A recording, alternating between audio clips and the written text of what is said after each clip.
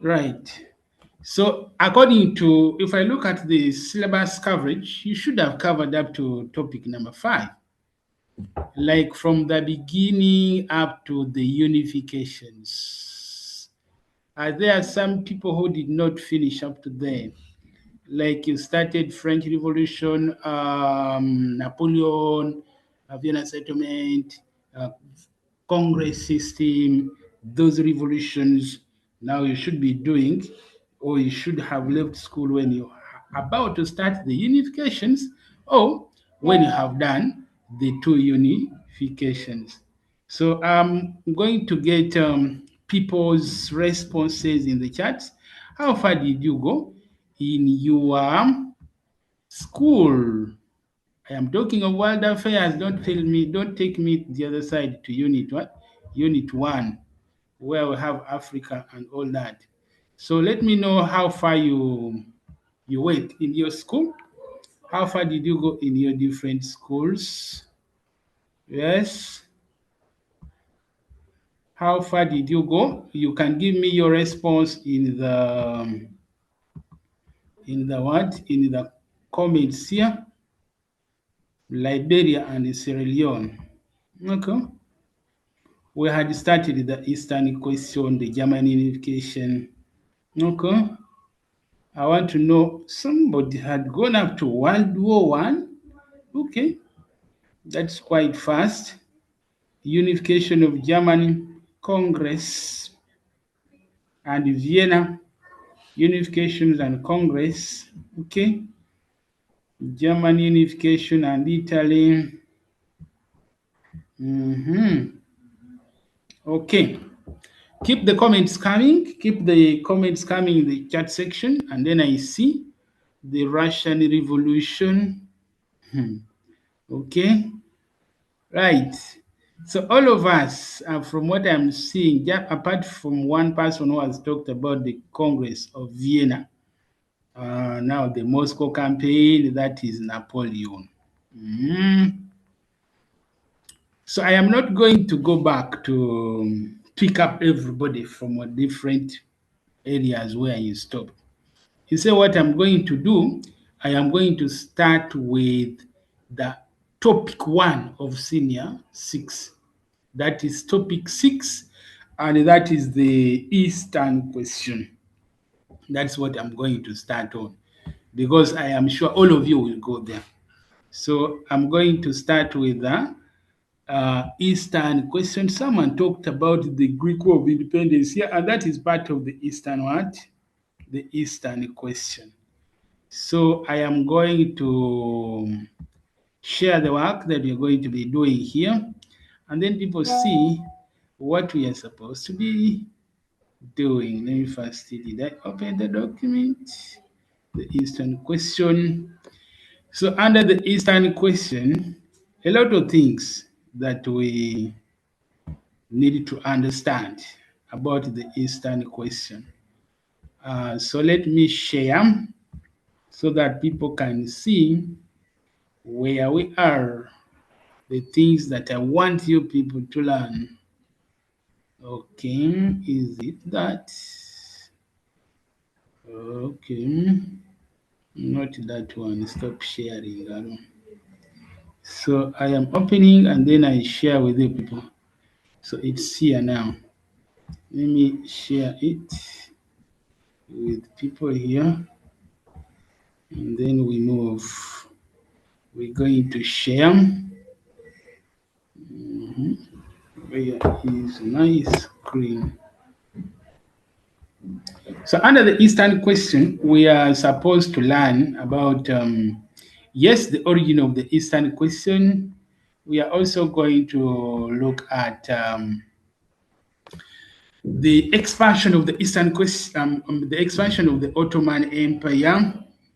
Then we are going to look at how the Ottoman Empire actually kept itself dominant in Europe for such a long time, because we are going to discover that the Ottoman Empire was established in Ottoman Empire was established around the 13th century, and then it remained. the only empire in Europe for such a long time. The Ottoman Empire collapsed around the 19th century. That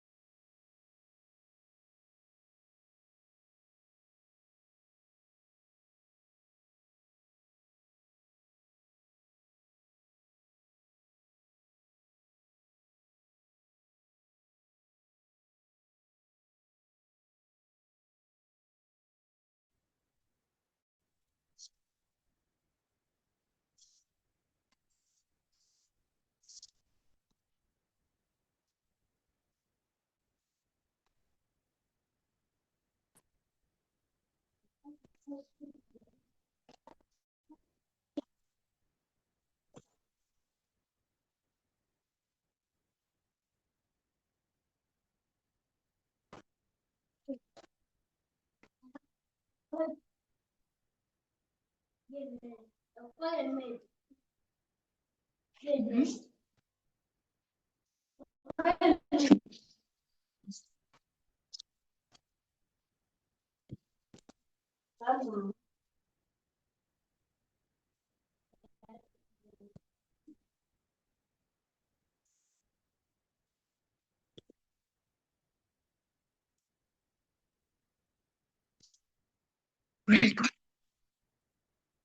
question. We ended there, so you can come and we participate, but the system is still.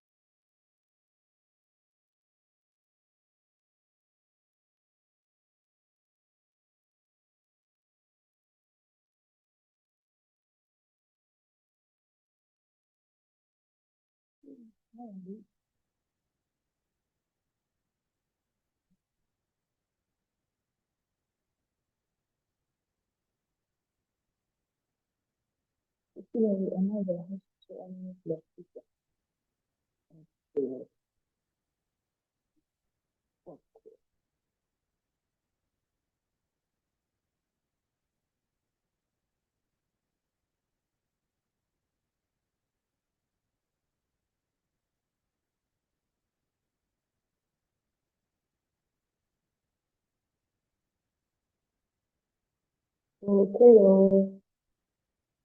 mwana wapi kasimuola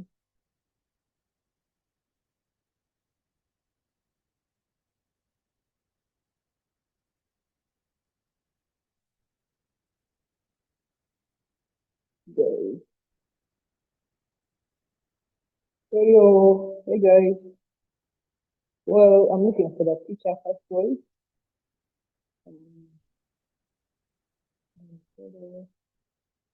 Mwana teacher ngasimuola.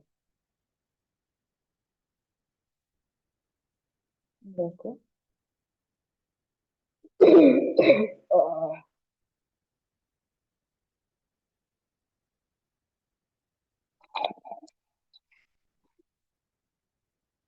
Okay, then.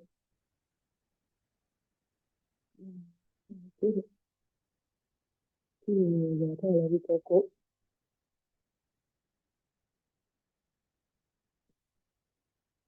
Bambi the teacher.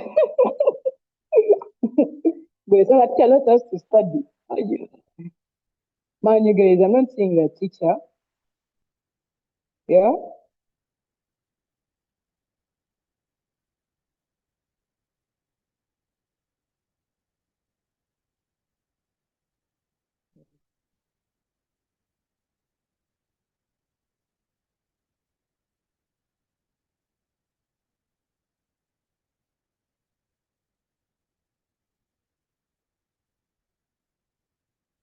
Okay.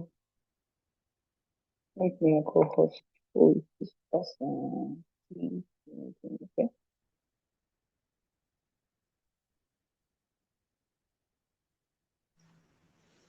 Sorry about this, members. Teacher Okel, are you on?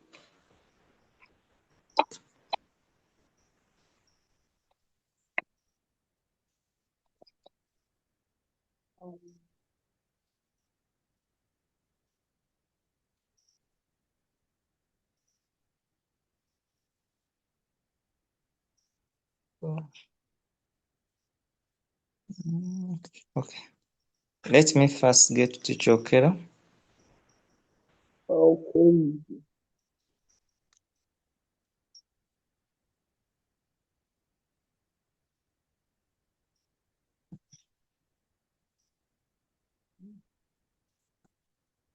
All right. So guys, can we discuss it?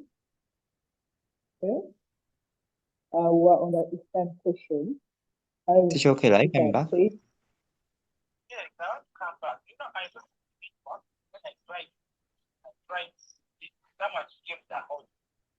Okay. Okay. Enter.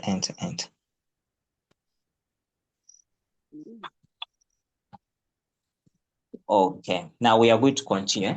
Now what we do, I'm going to do it as a side work. Whenever you find these things of squaring, if you are not yet sure, first do it as a side work. So I'm going to come here and have x plus change in x squared. Some of you, I know at your schools, you use this delta x. It is also okay. So they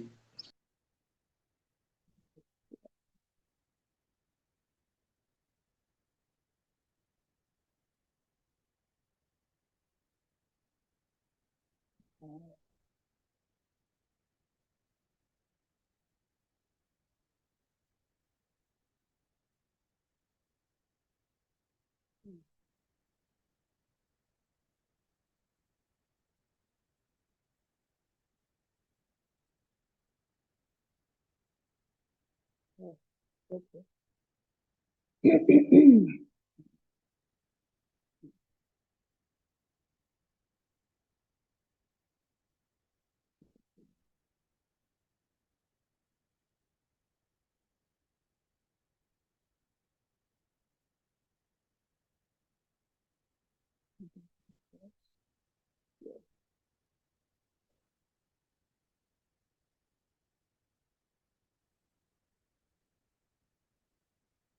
um,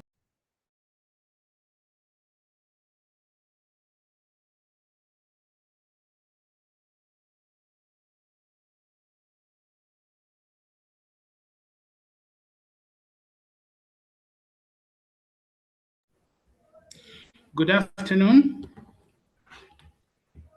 Right, back. I think we can now proceed. So we're talking about the Eastern question. That is topic number 6, and it's what we are going to be talking about here. The Eastern question. That is topic number 6. The Eastern question is broad, quite broad.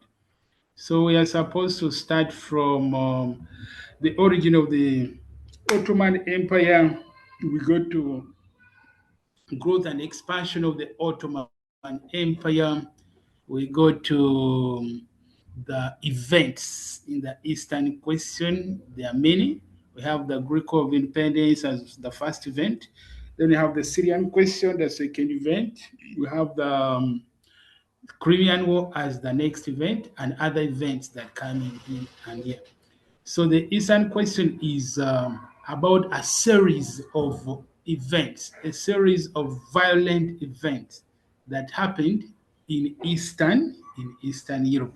Interestingly, the Eastern question seems to be unanswered up to today. In other words, we are talking about the areas of where Turkey is found today, where Greece is found, where Syria is found, where Iran is found, where Iraq is found. All that area is what we are going to be talking about here. And that is what we shall be discussing. So at the end of this topic, or at the end of this discussion, I expect you to know that. You see that? What I am showing on the screen. I expect that by the end of this lesson, you should be in position to trace the origin of the Ottoman Empire. You should be able to explain the factors that led to it is the expansion and growth. You should be in position to identify the strategies that were used by the people who established the Ottoman Empire to make it a very, very strong empire. Explain the factors that led to the decline of this great empire. Like I said earlier, this empire was established around the 13th century. It was established by the Muslims who called themselves the Ottomans. We shall get to see why they called themselves the Ottomans and why they named the empire the Ottoman Empire. By the way, the Ottoman Empire is also known as the Turkish Empire. And then I would expect you to be in position to describe and explain the causes of the first violent event, that is the Greek War of Independence, the effects of the Greek War of Independence. And then later we shall analyze the impact of the Ottoman Empire on Europe, or in European and Europe as a whole. And then, most importantly, I will expect you to derive or to draw lessons. That what do we learn from all this? As Africans, what do we learn from the growth of the Ottoman Empire? As Africans, what do we learn from the effects of the decline of the Ottoman Empire? As Africans, what do we learn from the causes of the Greek War of Independence? So that is going to be our area of focus today. So there we go. Let us see, when was the Ottoman Empire established? Like I said, the Ottoman Empire was established by the Muslims who originated from Turkey, and they called it the Ottoman Turks. So they established the Ottoman Empire. And then after establishing the Ottoman Empire, what did they do? Of course, they made sure the empire grew in strength, in economically, socially, militarily, and politically. The empire was unshaken. It was the second most popular empire after the collapse of the Holy Roman Empire. So the Ottoman Empire, how big was it? I said it included Turkey itself. That's where the headquarters was. I will tell you the name of the headquarters. It included parts of Eastern Europe, parts of Asia, and parts of Africa. Can you imagine? So the Ottoman Empire also included some territories that were actually here in Africa. We shall be talking about some of those states that were part of the Ottoman Empire, and yet they were African countries. Present day countries like Egypt, like like Tunisia, like Morocco, like Algeria, all those were part of the Ottoman Empire. So the Ottoman Empire actually occupied three continents, I can say. The Ottoman Empire occupied many parts of Africa, North Africa specifically, many parts of Europe, Eastern Europe specifically, the present-day countries of Greece was part of the Ottoman Empire, and other countries that are in Eastern Europe, for example, you can talk about Bulgaria, you can talk about Serbia, you can talk about Lithuania. So many of those areas were part of the Ottoman what? The Ottoman Empire. So that is what we shall be talking about today. Now let's see what was the origin of the Ottoman Empire. The origin of the Ottoman Empire. Let me share the notes here so that people can see the origin of this mighty empire we are talking about. Someone told me that they had started the Ottoman Empire already.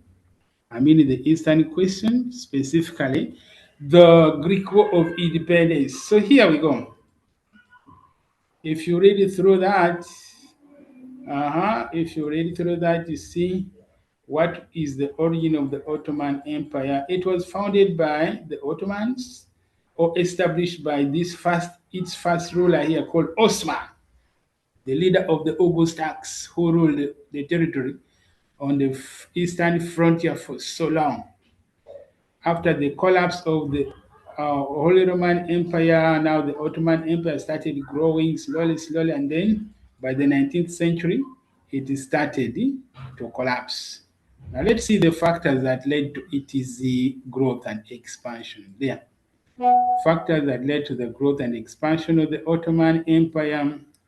You can see by the 19th century, one of the factors was actually the weaknesses of its neighbors. You see, during the 13th century, the Byzantine Empire had already declined militarily, economically, and in every way. And therefore, because of that, it gave chance to the growth of the Ottoman Empire. So, in other words, it was partly because of the weakness of its neighbors. Also, we had another factor, the abilities of the leaders. We had Osman one, you had Muhammad II, you had Bayazid one, we had Murad one. All those were leaders, very strong leaders, leading at different times. The Ottoman Empire from the 13th to the 14th, 15th, up to the 19th century when the Ottoman Empire started to crumble. Then another factor was its military organization. It is a military organization. It was militarily very strong. What was actually making the army very strong? I want to ask at this point, when we talk about military organization and then military strength, what are the three pillars of any strong army? Who's willing? Who wants to answer? I give you a chance. The three pillars of any army. If you want to establish a strong army, what are the three issues you should deal with? Who wants to answer the question? Yes. Joel, you can unmute. What are the three pillars of any army?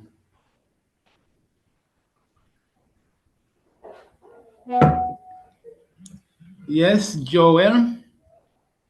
I wanted you to speak, but if you cannot speak, you could share your opinion in the chat section. If anybody wants to respond, yes, you can respond through the chats now. Anybody who wants to respond, let me see if any responses here in the chat. What are the three pillars of any strong army? The three pillars. Someone is talking about leadership, weapons, and fighting tactics. Okay, two issues are correct here. Fighting tactics, that is training. Unity, no. The three pillars of any strong army, they are here. We are talking about numbers. We are talking about training. And then we are talking about equipment. Yes, equipment. Those are the three pillars of any strong army. Many of you who follow social media issues, I think by this time you have known that the president of Venezuela, eh, Nicolas Maduro, was captured, captured alive and taken by the Americans. Can you imagine? Trump went all the way, went to Venezuela, captured the head of state, and took the head of state. He's now in prison in America. Why do you think that was so easy for Trump? Yes, it was because of those three pillars we are talking about: equipment, training, and numbers. If you can build that, then you have a strong army ready. Like they were saying yesterday that Trump deployed so much that people could not imagine. First of all, 150 fighter jets along the coast. And then while that was happening, a lot was also happening. So they built a house that exactly looks like Nicholas's house in America, and they trained the CIA, they trained the FBI, they trained the Marine, they trained everybody. So it was a project that took them so long. But the most important thing here, what I'm trying to bring out is that if you have a strong army, it is going to be easy for you to expand. And I'm thinking, actually, Trump is trying to expand his influence in South America. That is what is happening. As we speak now, they have taken the president of Venezuela in prison in America. Because of what? Because of the strong American army. Anyway, so let us go back to our what we are sharing here. So we are looking at that. You need to have a strong army. So the Ottoman Empire had a strong army. That's why it was able to expand easily. Yes. Then it was also because of the religious motivation. Religious motivation here means that the Ottoman Empire was able to grow largely because religion became the uniting factor. Like I said, the Turks were Muslims, and the motivation was religion. How? They were fighting a holy war. So they would only fight, many of them fighting with the excuse that they are doing what? They are simply fighting to get more converts. Because most of the people who were living around the Ottoman Empire were not exactly Christians. I mean, were not exactly Muslims. I hope by this time you have discovered that many of the people in Eastern Europe, they are Christians, but Christians of which faith? Are they Catholics? Are they Protestants? Which religion is dominant in Eastern Europe? I want to get it from here. Which religion is dominant in Eastern Europe? Yes, give me the response in the comment section. Yes, Joel, this is the second time. Islam. Islam. Yes, Islam is very popular in Eastern Europe, especially in Turkey and in the neighboring countries. Someone is saying someone has a different opinion. Okay, Islam is very popular in Eastern Europe, but which Catholic faith which Christian faith is very popular in Eastern Europe? Orthodoxy. The Orthodox. The Orthodox are the most popular in Eastern Europe. The Greeks are Orthodox Christians. So, what I'm trying to say here is that the Muslims were fighting against the Christians, but specifically the Orthodox Christians, to convert them into Christianity. And by doing so, they were actually conquering more and more area. And that's how the Ottoman Empire was also able to do and to expand. You see that? So it was also partly because of religion, then the strategic location of Eastern Europe. Strategic in which sense? When you talk about strategic location, What are we talking about exactly? What does that mean? Yes. What does that mean? Right. Let me just explain this a little more. The Suez Canal, there was, I think, a few years ago, the Suez Canal got blocked for 40 hours. Blocked by what? By one of the ships that was trying to cross the Suez Canal, blocked for 40 hours. And it paralyzed trade in Europe and everywhere. So when we talk about the strategic location, we are talking about strategic location in terms of trade. Yes, Eastern Europe is very, very strategic for trade purposes. All European countries want to trade across the Mediterranean Sea. All of them want to trade across the Suez Canal. All of them want to trade with the East. So, in other words, the strategic location of Turkey, of Syria, of all those countries that are found in the East is also what made the Ottoman Empire to grow very, very easily because of the strategic location, in other words, trade. Then efficient administration. I think you can see there efficient administration here in terms of what? In terms of doing exactly what they are supposed to do. In other words, the lowest level of corruption. In other words, no embezzlement of funds. In other words, trying to ensure that there is order economically, politically, and socially. So the empire ended up growing. You see that? So the empire kept on growing and growing and more and more and more. Then you have the capture of Constantinople. So Constantinople became the headquarters, or let us say it became the capital of the Ottoman Empire, and it remained the capital for so long. Who did that exactly? It was Sultan Muhammad II. After a long siege, the Ottomans used the massive cannons to break the city's strong walls, and the fall of the city ended the Byzantine Empire. In other words, it was the most strategic place that the Ottomans exactly needed. So if you look at the reasons for the expansion of the Ottoman Empire, I think clearly you discover that one, this Ottoman Turks, one, they were militarily very organized, politically very organized, and they were united. So the Ottomans remained in power. They kept on expanding until such a time when the empire started to do what? To crumble. When the empire started to collapse in the 20th century. Now, the question is, so what went wrong? This empire that was once very organized, very strong, what made the empire again to start crumbling? So we shall look at that later. Let us first see the impact of the Ottoman Empire on Europe. Politically, what impact did it make? Economically, what impact did it make?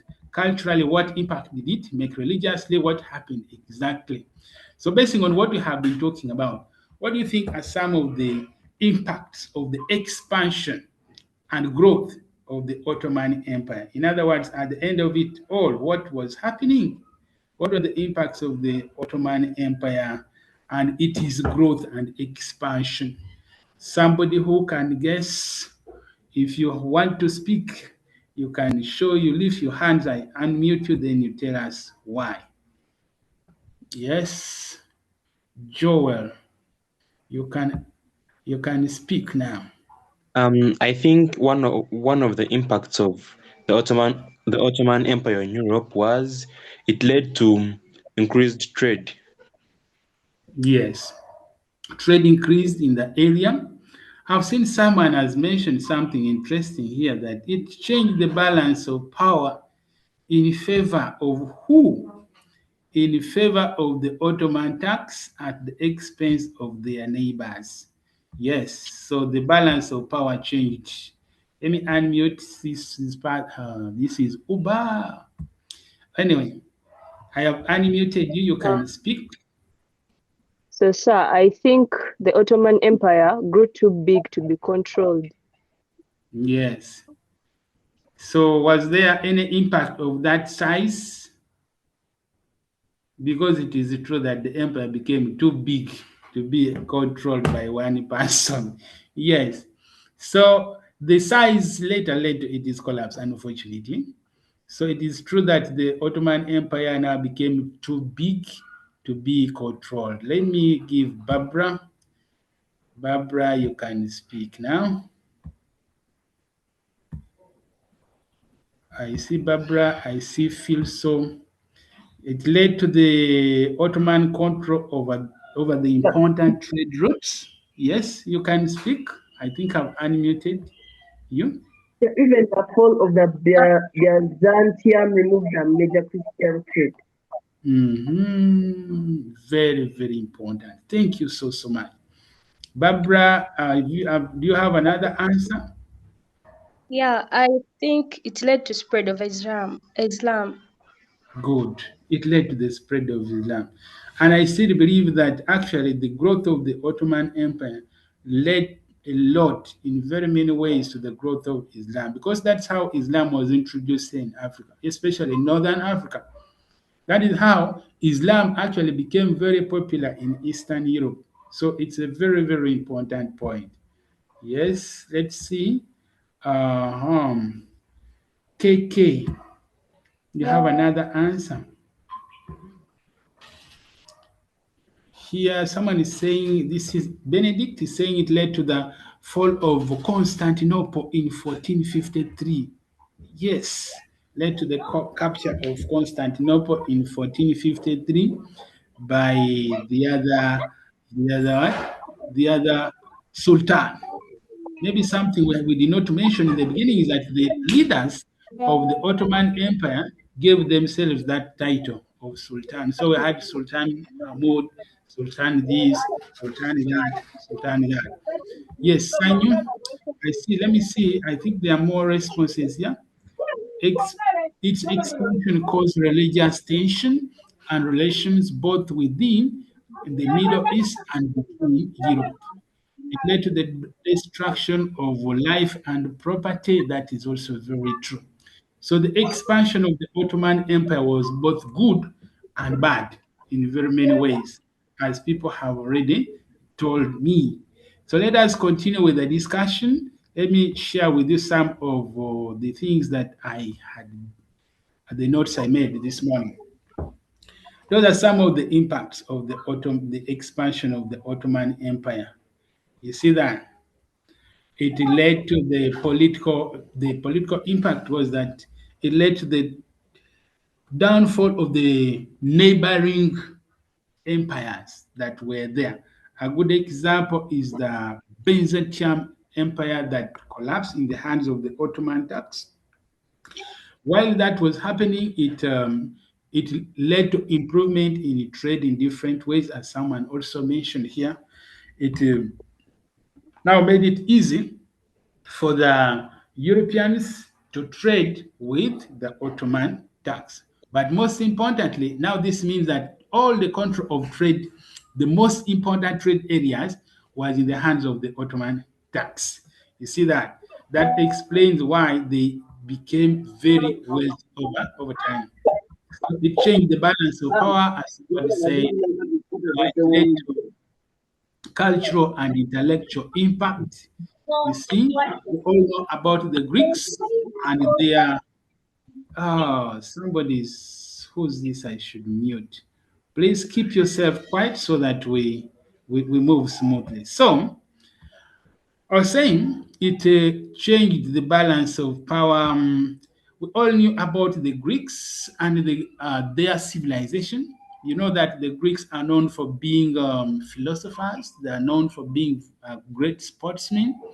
But over time, when the when the Turks started ruling the Greeks lost that privilege. The Greeks lost that glory, and now everything was in the hands of the the Turks. So Greek art, Greek philosophy, Greek sports, all was controlled by the Turks. So culturally, there was a change. Religiously, somebody already said that it led to spread of Islam at the expense of Christianity. Militarily, now the Ottoman Empire became very strong and kept on growing more and more. So then, let us now go to the lessons. So, what are the lessons here for Africans? The growth and expansion of the Ottoman Empire. What lessons do you draw from that expansion for you as a future leader? As a future leader, what lessons do you draw from the growth and expansion of the Ottoman Empire? Are there some lessons you learn? If you don't want to be captured like like Moduro Nicholas, what should you do? Eh? Should you still keep your army weak and disorganized? Otherwise, Trump will come for you and take you alive in your underwear. You get?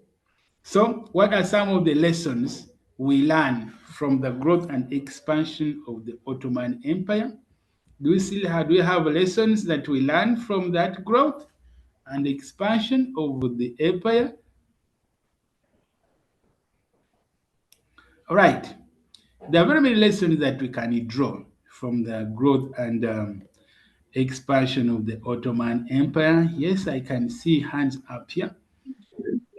I've Yes, unmuted you. we learn that when we have a strong army, helps us to be well organized and not to be attacked by other strong countries.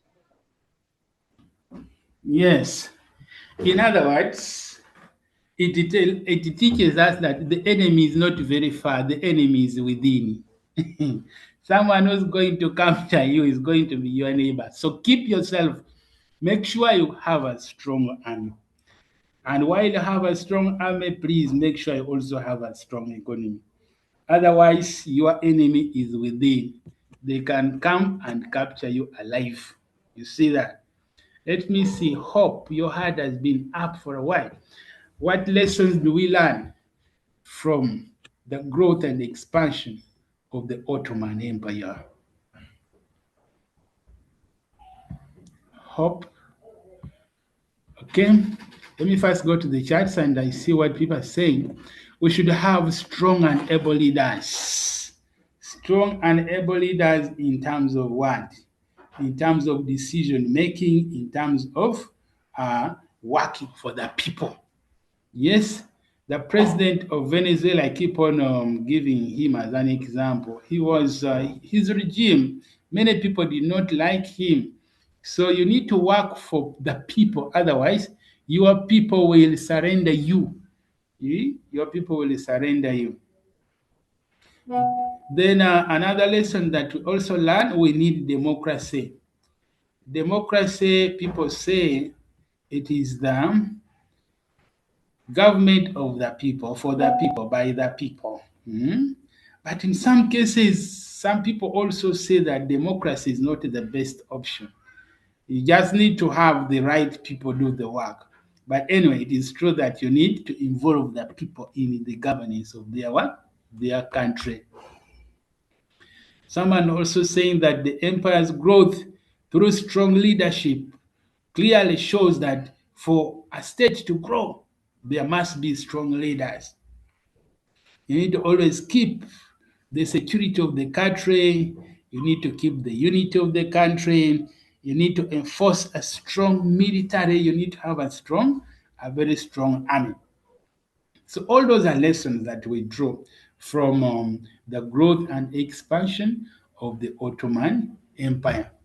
I think also something that comes out clear here is that you cannot ignore religion. You cannot ignore religion because religion now becomes the driving force that will actually lead to development because it's a uniting factor. You see that? That's why I think for us here, you see around, you find the president when it is Eid time, he goes and he prays with the Muslims. When it is Christmas time and the people are going to Namgongo, you see, he also goes to Namgongo. You see that. So because he knows the value of religion in development, in bringing people what? Bringing people together. What other lessons do we draw from the growth and expansion of the Ottoman Empire? Mhm. What else do you learn from the growth and expansion of the Ottoman Empire? Okay. Another thing that we are going to learn much later is that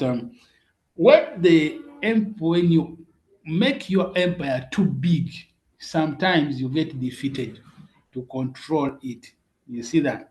You get defeated because you will not be in position to control. In other words, if it is too big, then it cannot be controlled single-handedly by one man. Some people here they're saying leaders today should ensure economic territorial cooperation. Somebody also saying it's important to keep the people united. Also, that is very important. So there are so many lessons that we draw from that. Now let us come here and then we see what comes after that. The strategies that was used by the Ottoman leaders, you see, to build a very strong empire. This could be some of the lessons we can draw. You need a strong and centralized leadership. For you to make your country strong, you need a strong and centralized leadership. You need to create a strong and professional army, a very, very strong and professional army. You need that army to keep you as strong or to keep you in place. You also need to use religion. We have talked about that. You can also talk about effective or efficient administration. You can also use that if you want to remain strong in place. Then it's important to remember that trade will help you to generate money, and therefore do not ignore the impact of trade in administration. So all those are things that we can draw from the growth and expansion of the Ottoman Empire, and actually that should be the center of our interest. Let us see here factors that led to the collapse of the Ottoman Empire. This very empire that was once very strong now became very weak and eventually it disintegrated in the 19th century. In other words, different nationalities now started to break away from this empire. Like I said, this empire was made up of Egyptians, made up of Tunisians, made up of people from Morocco, made up of people from Algeria, made up of people from Syria. Some of the people came from Turkey itself. Some people came from Greece. Some people came from Serbia. Some people came from Bulgaria. So it was a heterogeneous empire. Heterogeneous, in other words, it had very many nationalities together. And each of these nationalities, time came when they wanted their independence. We are going to see how the Greeks revolted and indeed got independence. Later, we are going to see how the Serbians revolted and also got independence. How the Bulgarians also revolted and got independence. How the Egyptians, the leadership of Egypt, started disobeying the Sultan until the Sultan surrendered and gave the Egyptians independence. How the people of Syria also rebelled against the Sultan of Turkey and eventually they also got independence. In other words, the disintegration of the Ottoman Empire was a gradual process. It did not happen overnight, it happened systematically. So much that by the end of the 19th century, what used to be the Ottoman Empire was just a small land area. So there are issues that made the Ottoman Empire to start crumbling. The Ottoman Empire started collapsing. So let's see. In your own opinion, if someone was asked you, if a country, or let us say a leader, is about to be overthrown, what could be some of the causes? What could be some of the issues that can make a leader to be easily overthrown? Because we may not talk about an empire today, but at least we have leaders who have been overthrown every day. We see them. What are some of the factors that can cause a leader to be overthrown? Someone has said corruption. Good one. Corruption can cause a leader to be overthrown. Dictatorship can also cause a leader to be overthrown. Thank you very much, Mungati. Ideological differences can also make the leader be overthrown. Segregation, maybe regionally, maybe religiously. The character. Someone is saying the character can also make the leader to be overthrown. Tribalism, hypocrisy, all that can make the leader get overthrown. Nepotism can make a leader be overthrown. Economic bankruptcy of the country can make the leader be overthrown. Correct. That is under payment of the military. Barbara, thank you. Despotism can make the leader be overthrown. Then stealing people's properties can make the leader be overthrown. Gonzaga is, I didn't get that spelling clearly, but I'm not sure what you're talking about. Then a high taxation can make the leader be overthrown. Poor governance. Michael says selfish interests. I don't know if the leader or the people in the government can make the leader be overthrown. The poor education, that is by Jace, can make the leader be overthrown. Then poor leadership with other leaders, relationship with other leaders, that is by Oppo, can make the leader be overthrown. Poor infrastructure by Sanyu, that can also make the leader be overthrown. Hannah says failure to maintain the welfare of the army. Yes, that can make the leader be overthrown. Poverty among the citizens can make the people rise and overthrow their leader. Melanin says ignorance of the citizens can make the leader be overthrown. Extravagance of the leader. Yes, that can make the leader be overthrown. That is Sanyo. Loss of military power can make the leader be overthrown. So you can see, so leaders can be overthrown because of so many issues. But most importantly, if the leader is not serving the interests of the people he is leading, failure to involve the citizens in decision making can make the leader be overthrown. Overstaying in power. That is KK Samsung. Overstaying in power can make the leader be overthrown. Murder. I think he is meaning, so is meaning the murder of the people by the leader can make the leader be overthrown. So leaders can be overthrown because of many reasons. I can see here Nessa Joy saying political instabilities can make the leader also be overthrown. Language barrier can make the leader be overthrown. Empty promises can make the leader be overthrown. Yes. So leaders can be overthrown if they are not serving the interests of the people. Loss of key political allies, very, very important. If a leader doesn't have the support of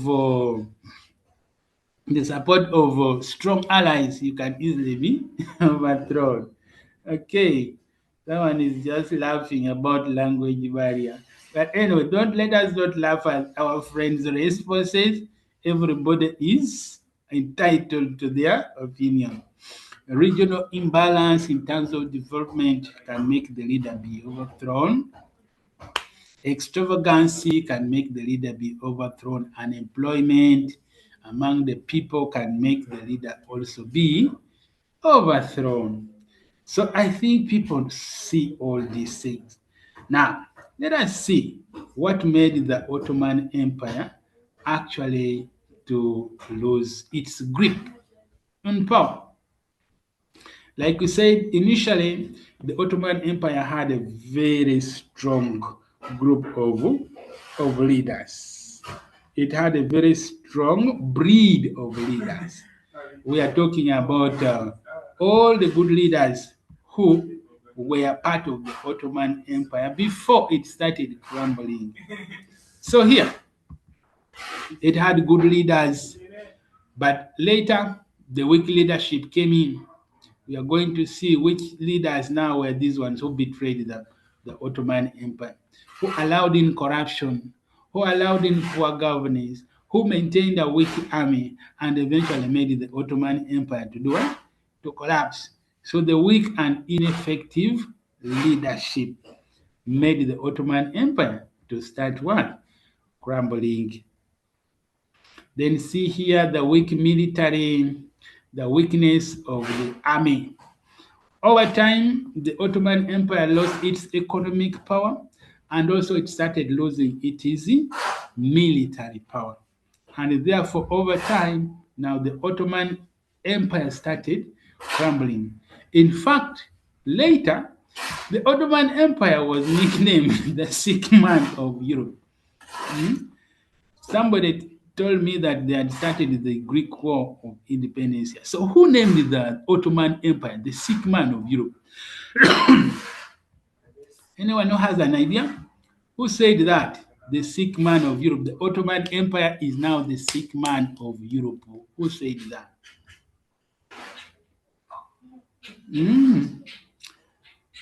Who said the Ottoman Empire was the sick man of Europe? Who referred the Ottoman Empire as the sick man of Europe? Maybe someone will respond in the comment section.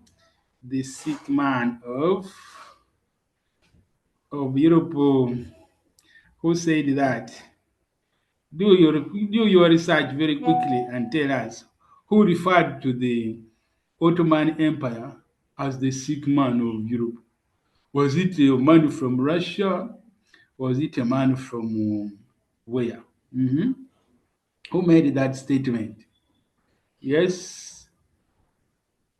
Who can guess? Who made that statement? Who made that statement that the sick man of Europe?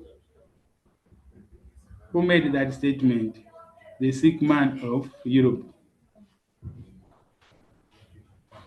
Okay, let me see in the comment section. Maybe someone has already responded.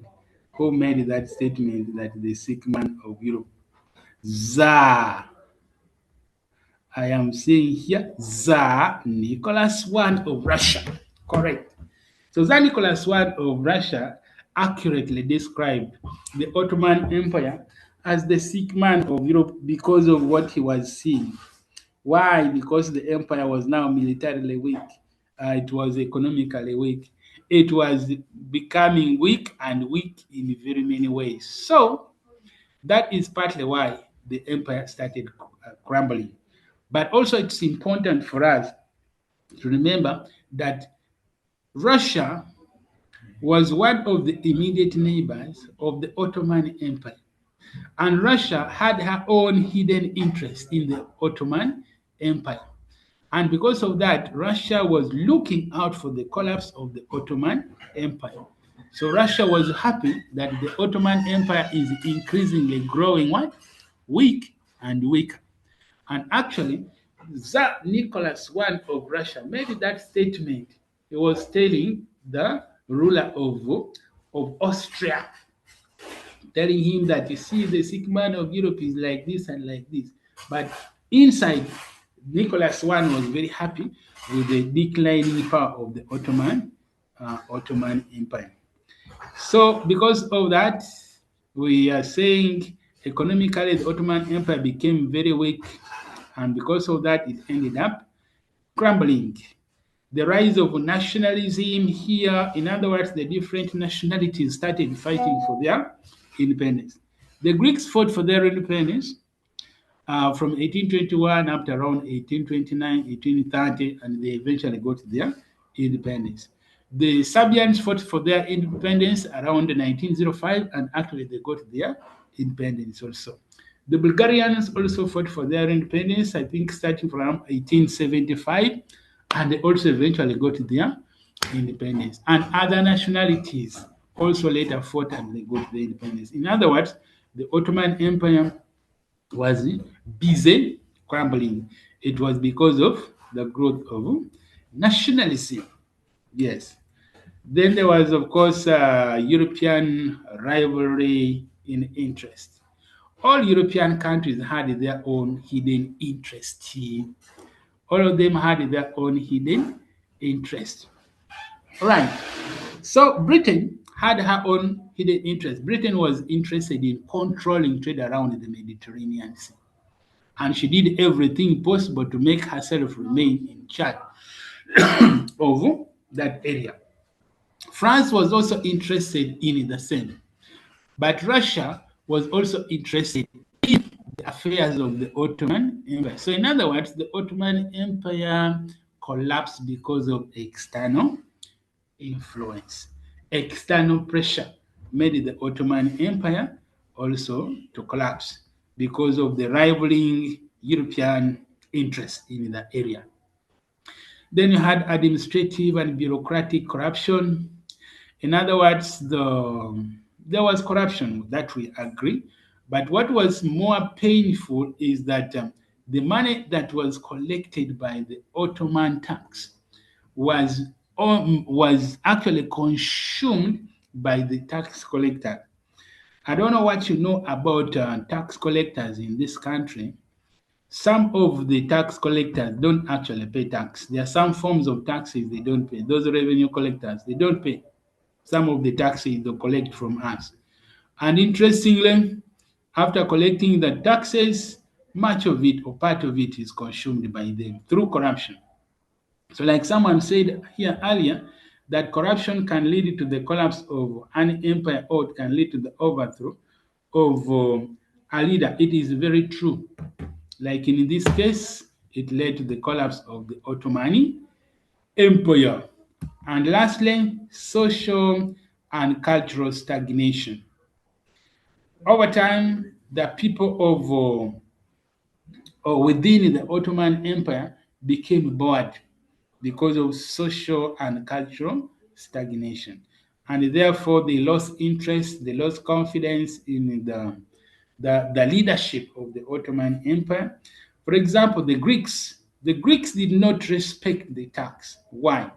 Because they considered themselves more civilized than the tax. Why? Because they were more educated than the tax, according to them. According to them, they were more prosperous than in the tax, according to them, and therefore they did not respect them a lot. And that's partly why the Ottoman Empire started what? Started crumbling. Yes. So the Ottoman Empire crumbled by the 19th century, throughout the 19th century, until it disintegrated completely. The Ottoman Empire collapsed. Now, let me go back and ask you the same question I asked earlier. So, what lessons do we learn from the collapse of the Ottoman Empire? Now, the Ottoman Empire is no more. We only have Turkey as the only country that is a remnant of the Ottoman Empire. All the surrounding nationalities have got their independence. So, what lessons do we draw from the collapse and disintegration of the Ottoman Empire? Let me go back to the comment section and I see what people are saying. What do we learn from the collapse of the Ottoman Empire? Yes. Is there anything that we learn from the collapse of the Ottoman Empire? Maybe it will take us back to the same things we said earlier, that if you don't want to collapse, if you don't want to be overthrown, then make sure you fight corruption, make sure you keep a strong army, make sure, yes, there's democracy, as someone mentioned here earlier, make sure that you have strong foreign allies, make sure that all these things you put in place are actually the things that the people expect and the things that the people want from you. In that way, you're going to keep yourself in power. Otherwise, short of that, you're going to find yourself into wars with the people, sometimes with your own people, sometimes with your neighbors. And if you're not careful, your neighbor will come and capture you and take you to prison, like it happened with the president of Venezuela. That one makes me laugh all the time. How on earth can a head of state be captured and taken as a prisoner with his wife together? They're all together in prison by another head of state. You see, very, very shameful that it happened. Just yesterday, it happened. So, the collapse of the Ottoman Empire keeps us informed that as Africans, there are things we should do in order to make ourselves, one, remain in power, but also to serve ourselves, to serve our people better. It's very important that we serve our people better by doing exactly the right things. If we do that, then we are going to lead or to serve our people better. All right. Now let's see. We have a few minutes left. Some few minutes. We can still talk about the Greek War of Independence. The Greek War of Independence. What was in this war? The Greek War of Independence. What was the war like? Was it a nationalistic affair, or it was a religious war? Because you realize that the Greeks were Orthodox Christians who were being ruled by the Ottoman Turks, and indeed they rose up in large numbers under their leaders. There were many people who led the fight. One of the people who led the Greek War of Independence was called Alexander Hypsilanti. Alexander Hypsilanti. He was a Russian trained. And then his friend Capodistrias, who was also foreign trained. So they came back, mobilized the Greeks in large numbers, and they started fighting for their what? For their independence. They fought for long, and indeed they delivered the independence they were fighting for. They got the independence, in other words. So, what are some of the issues that caused the Greek War of Independence? I think one thing that comes out is religion. Mhm. The Greeks were Christians who were fighting for independence from the Muslims, and therefore religion now comes into play. One of the factors was religion. They wanted independence, and then obviously the other factor was nationalism. They wanted independence. So they wanted independence from the Turks, and indeed they got the independence. So it was nationalism as one of the causes, religion as yes another cause. Maybe you can also talk about the role of the leaders. The role of the leaders here, you talk about those two leaders I've mentioned, Alexander Hypsilanti and his friend Capodistrias.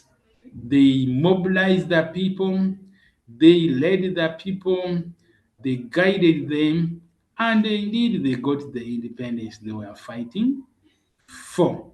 So you cannot ignore the role of the leadership. Then look at the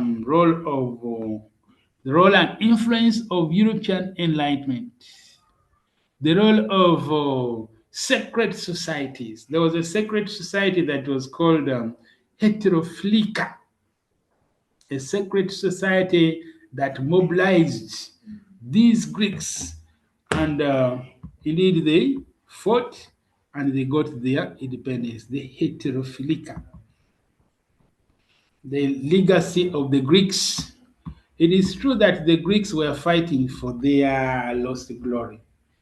They, in memory of their ancient glory as great philosophers, as great sportsmen, is actually what made them to start fighting for their for their independence.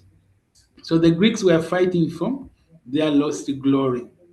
Then the influence of earlier revolts, like the French Revolution, the American Revolution. So these people were fighting because they wanted independence, or let us say they wanted freedom like their counterparts who had succeeded before. In other words, there was a inspiration from earlier movement, revolutionary movements. Then there you see the weakness of the Ottoman Empire itself. You see, the Ottoman Empire, as described by Nicholas I, was the sick man of Europe, and therefore they wanted to. It was clear that they would fight and defeat the Ottoman one, the Ottoman Empire, because the Ottoman Empire was just very, very weak militarily, economically, and politically. This empire was very weak to, very easy to fight and defeat.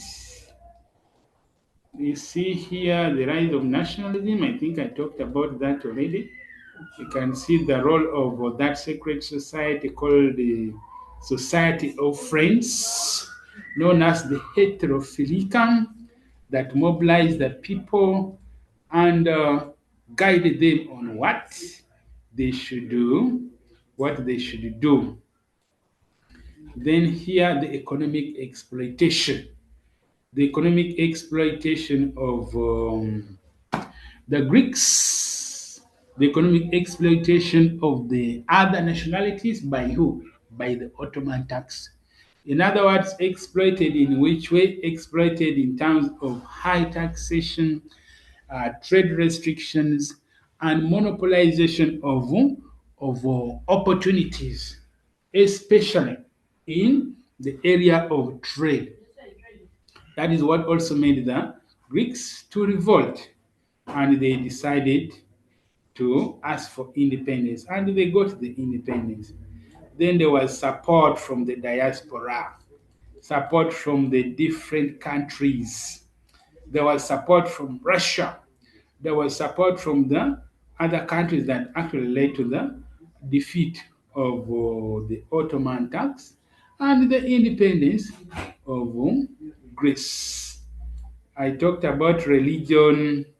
You see here, Eastern Europe is mainly Orthodox, and I think the headquarters of the Orthodox religion is in Greece. Yes, so here the Greeks were fighting not only for independence, but they're also fighting for their religion.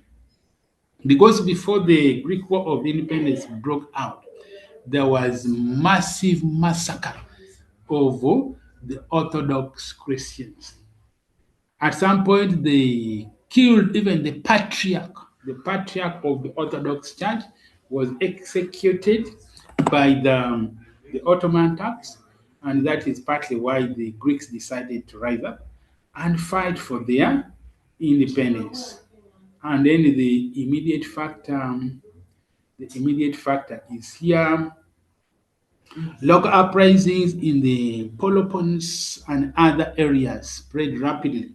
Secret societies, coordinated attacks, early successes, all that brought together led to the rise, or let us say it led to the beginning of the Greek War of Independence. Now I am remaining with about 17 minutes. I want to dedicate this remaining time. People who have some questions. You have some questions you ask, can I answer them? If you have any question and you feel I should answer them, I can answer them. Yes, I see. Rachel, you have question? Rachel, I've unmuted you. Mm. Sir, No. sir, Yes, I'm hearing you. I'm requesting you pardon the introduction of the Greek war. Yeah. Mm. So the Greek War of Independence, I said, was a nationalistic war or a nationalistic rebellion that was headed or it was spearheaded by the Greeks. It started in 1821 and it ended in 1833. The war was led by two important leaders. I talked about Alexander Hypsilanti and his friend called Capodistrias. So it was a nationalistic revolt by the Greeks against the Turks from 1821 up and it ended in 1833. Any other question? Somebody is saying, I want some notes. Okay. I am going to send you two sets of notes. I'm still working on another set of notes that I will share with you later. But what I have now, how many of you have at least a textbook? Like you have a textbook either by Muhanguzi or by Ogwal, you see? So the textbooks that you can use Ogwal. I'm going to send you the textbook Ogwal Modern History of Europe by Ogwal Ambrose. I have the soft copy I'm going to share with you. I'm also going to share with you other sets of notes that I have. And I think I said share that in the groups. I'll share the notes in the group so that use you can use the notes. Somebody saying I have a gwal. If you have a gwal, that's a good one. So you can buy a gwal, you can buy Muhangozi and any other book that you feel you want. We have Kivirige Alex. Kivirige is my friend. Yes. I have some questions. Can I have some questions? I'll share with you the questions later. The scenarios, I'll share with you the scenarios later. Someone is saying, please add me to the WhatsApp group. Oh, okay. I think to add you to the WhatsApp group, you need to contact me on this number. My number is here, 1993-77, so that you are added. I think someone has already shared yes, someone has shared the link to the WhatsApp group, so you can add yourself. There's a WhatsApp group that has already been shared. So people, please make use of that link that has been shared. Is there any other question? I want people to ask me a few questions. What is the what is I want to see if there are any questions that people are asking. There's no question. People are not asking any questions. So it seems everything is okay with this video. Okay, let me see who's this. Andrew, you have a question? Excuse me, sir. Mm, Thank you for the opportunity again. What I'm mm, inquiring For the is, lesson. mm. Yes, the yes. part of the lessons learned by modern leaders, Mm, according to the new curriculum, how best mm. can we represent it? Is the need of evidences required, or rather it's personal opinion? Thank you.